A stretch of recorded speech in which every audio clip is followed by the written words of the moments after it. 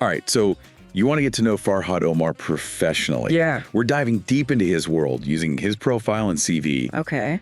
and just skimming these. Honestly, he's a fascinating mix. Yeah. Like, he gives off this old school wisdom vibe, seasoned mentor, but then he's got this total passion for modern tech. Interesting. Not something you see every day, especially someone over 60, right? It really is striking, and it's not just surface level. Right. Look at his career. It really embodies that blend, like over 25 years in IT, titles like technology consultant, business solution consultant, ICT solutions architect. Wow. That kind of progression tells you deep expertise, but also hasn't been afraid to evolve with the industry.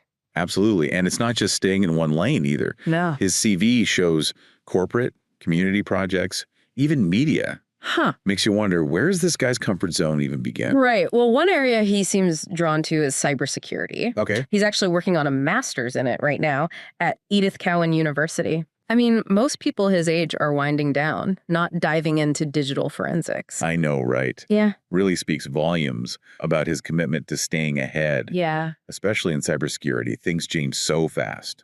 Absolutely. And if you dig into his past roles, you see that dedication in action. Right. At Ricoh Australia, he developed and implemented cybersecurity protocols, protecting their digital workflows and data. So it's not just theory. He's actually built the systems that keep companies safe. Exactly. Which is super relevant for any company thinking of working with him, right? Of course. You're not just getting concepts, you're getting someone who's been in the trenches. Precisely. Now, there's another layer to Farhad I think is worth exploring for potential collaborators. What? His profile really highlights his adherence to Islamic values. Yeah, that jumped out at me too.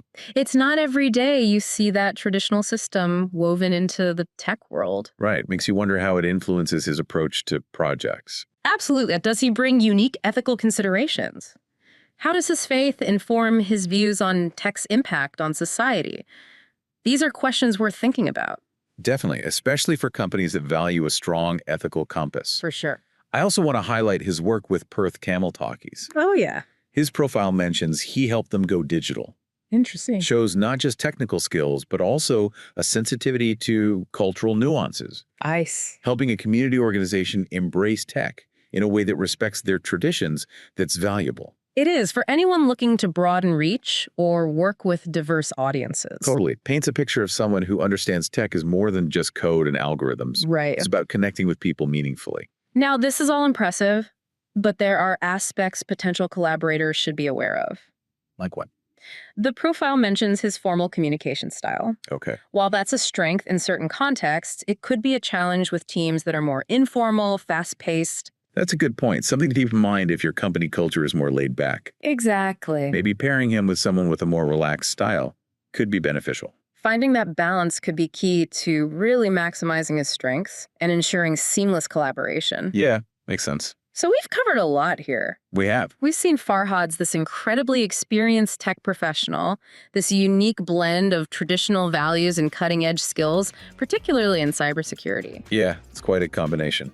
But how does this all become a tangible asset for you? We'll dig deeper in part 2 of our deep dive.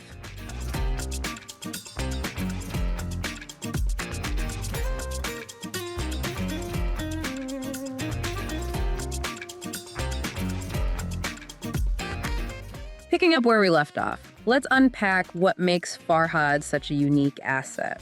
Okay. It's not just the technical skills. Right. Those are top-notch, obviously, but it's the whole package. I see. Experience, values, even communication style. Yeah, and that's what makes this deep dive so valuable, right? Exactly. We're not just looking at a resume. Yeah. We're trying to help you envision how Farhad could fit into your world. Okay, so imagine you're a company wanting to boost your cybersecurity. Okay. You've heard the horror stories, data breaches, ransomware attacks. Yeah. And you know it's not if, it's when you'll be targeted. It's reality for everyone these days. Exactly. So you need someone who doesn't just understand the theory of cybersecurity, but who has implemented protocols, defended against real threats. Right. That's where Farhad shines. Like his work at Ricoh Australia. Yeah. Developing and implementing those protocols, securing their workflows.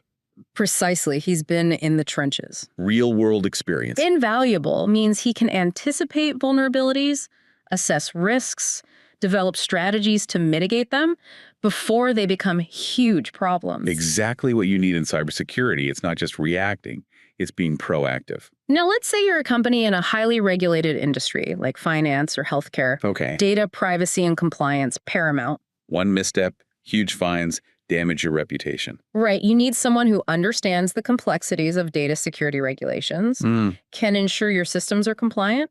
And Farhad's background is relevant here. It is. His meticulous approach, that formal communication style we talked about, could actually be a huge asset in this context.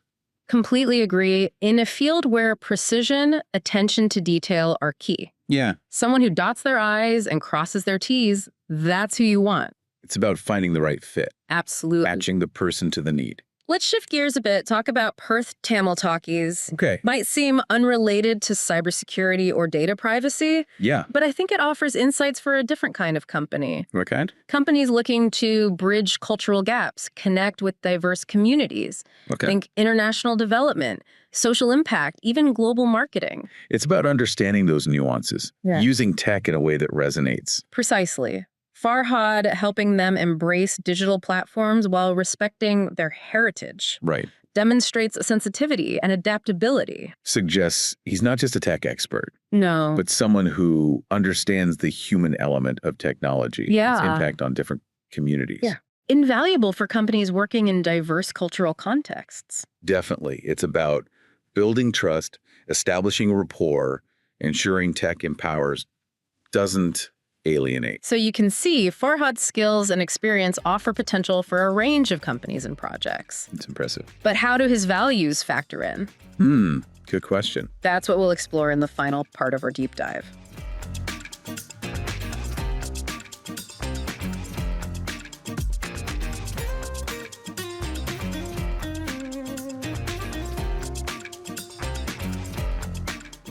Welcome back.